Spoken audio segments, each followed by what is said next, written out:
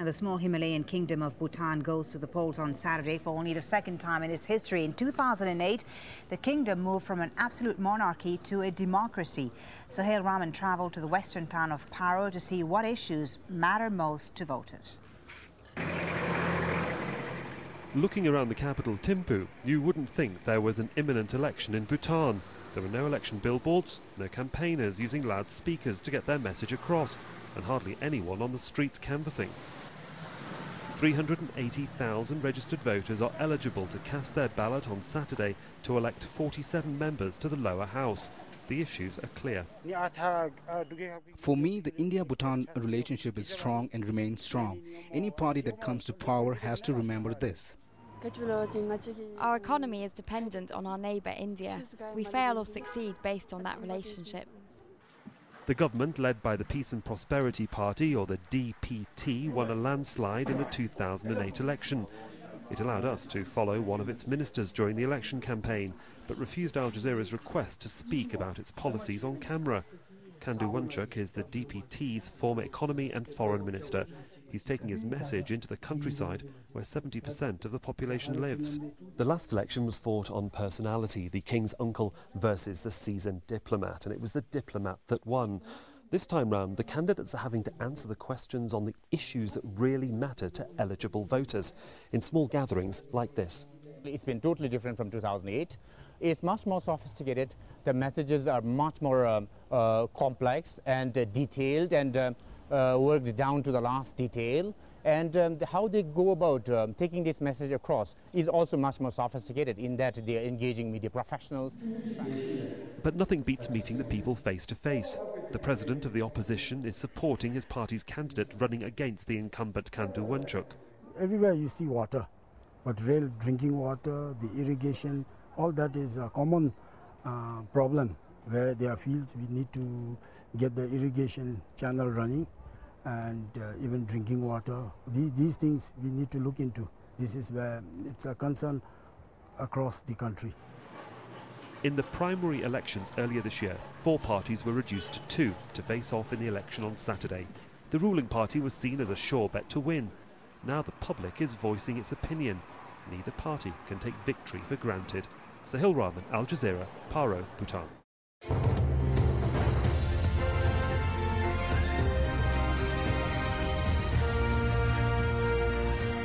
The small Himalayan kingdom of Bhutan goes to the polls on Saturday.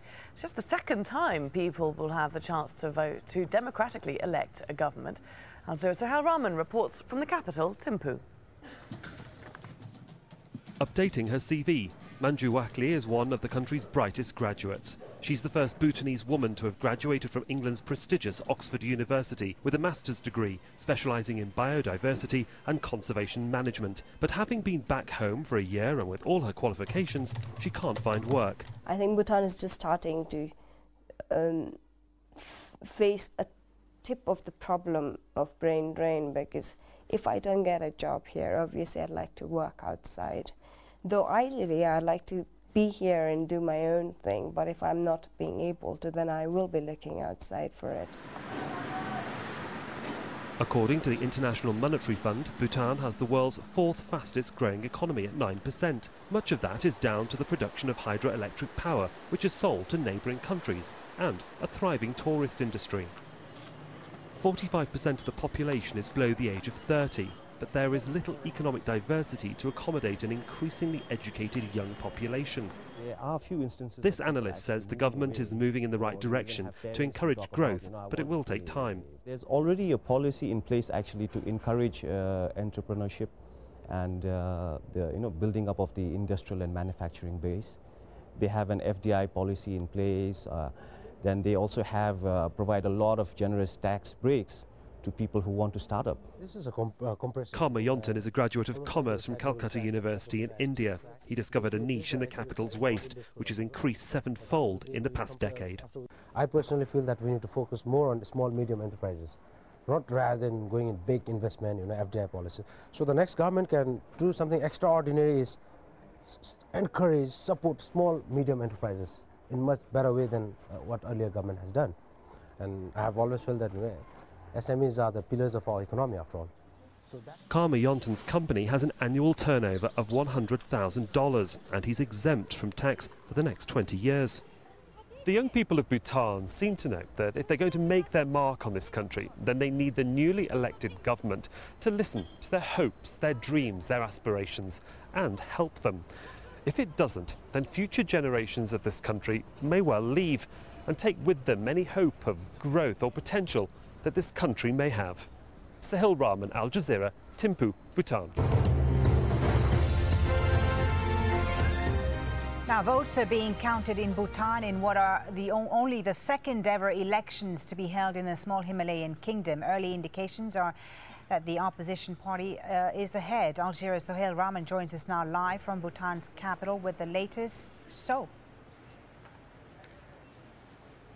Thanks, Folly. Yes, to win the Bhutanese general election, there are 47 seats available in the lower house, and that's what the two parties were fighting for. 94 candidates across the country were hoping to win those seats, and the preliminary results that are coming out at the moment do show that the People's Democratic Party, that only won 2 seats in the last election, may have won as many as 30. To win the election, you need 24. They may have done it. I say that these are preliminary results at the moment. It would mean that the president of the party, Shering Tobgay, would become the prime minister-elect. He's a 47-year-old politician from the western city of Ha. He was fighting the seat of Sombay Ka, and it seems that he's won that seat. It's a major turnaround for the opposition, who fought on a platform of give us a chance, we can get things done better. And it seems that the public, that message certainly has resonated. The official results will be announced by the Chief Election Commissioner on Sunday morning at 0200 GMT, that's 8 o'clock local time.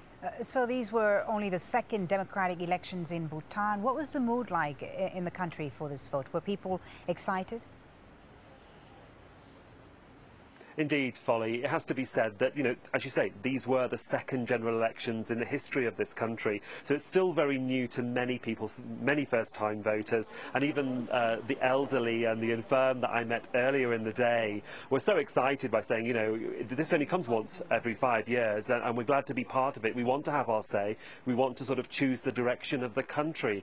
But for many people, and thousands of people, they live in rural areas. 70% of the population lives in the rural areas. It's difficult to get to polling stations. The Election Commission set about their teams a week ago to make sure that people could vote. I spent the day with one family just to show Al Jazeera viewers how difficult it is to vote in the Bhutanese general election. They haven't been able to stop talking about the election. As members of the Lamo family will tell you, they're looking forward to Saturday. Can't tell you how excited I am to vote. The last government did nothing about supplying us clean, safe drinking water. Whoever takes power next has to deal with this issue for everyone. Along with 3 generations of her family, Guillaume Lamo is about to leave to cast her ballot. She'll have to walk several kilometres, like thousands of others across the country. 380,000 eligible voters are choosing who will be in Bhutan's second democratically elected government. They started to arrive early, the old and the young. Like the Lamo family, people here see this as an opportunity they do not want to miss. I missed the chance of voting in 2008. I'm really excited I managed to make it to the polling station this time around. I don't care which party wins as long as they hear what the people say and what the people want. At the polling station, people waited to have their identities checked. Then they made their choice.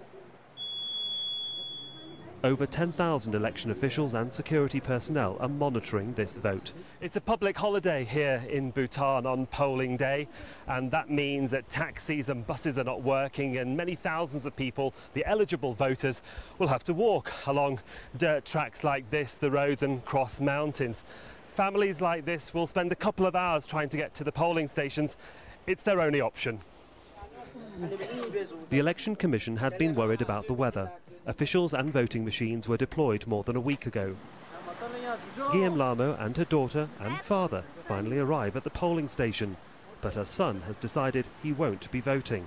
I prefer remaining apolitical because the party I support did not make it to the next round, so I thought there's no strong reason for me to support any of the 2 parties that are contesting right now. If some people think it's not worth voting, there are many more who do. Turnout in the last election was high, and it's expected to be as high again this time around. Bhutan's opposition has swept to power in the country's second ever parliamentary elections. The People's Democratic Party won 32 out of 47 assembly seats. It campaigned on promises to strengthen the economy and to improve relations with India. Let's take you live now to Bhutan. Al Jazeera's Sohail Rahman is there. So, tell us about this victory, a whopping victory by the opposition, and nobody really expected them to be swept to power so convincingly.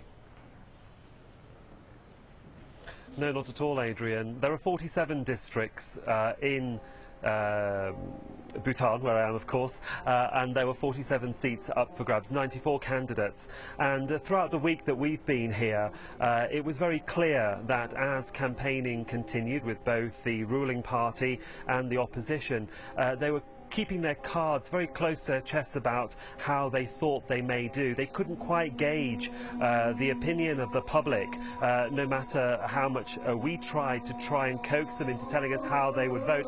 I mean, at the moment you can hear perhaps a cultural show that's occurring, certainly the sound of it. Those sorts of celebrations are beginning. At the moment we have His Majesty here, very close to where we are at the moment. He's hosting the Chief Election Commissioner from India, who was an official observer here. So while they continue their celebrations, you know, the political parties do, and it was a whopping victory, and people are surprised by it. Yeah, so what is the political platform then of this opposition? Now, the ruling party, where do they stand? On the left of the political spectrum, the right of it? And why did the previous ruling party become so unpopular? Well, you'd have to say, Adrian, that both political parties really tread a centre line. They're not really to the left or to the right. What they both try to say was that they are allies of India. Now, this was a big political issue at the time, and this is why some people think that the ruling party lost the election. At a UN conference in Brazil last year, the Bhutanese Prime Minister spoke on the sidelines of the conference to the Chinese Prime Minister.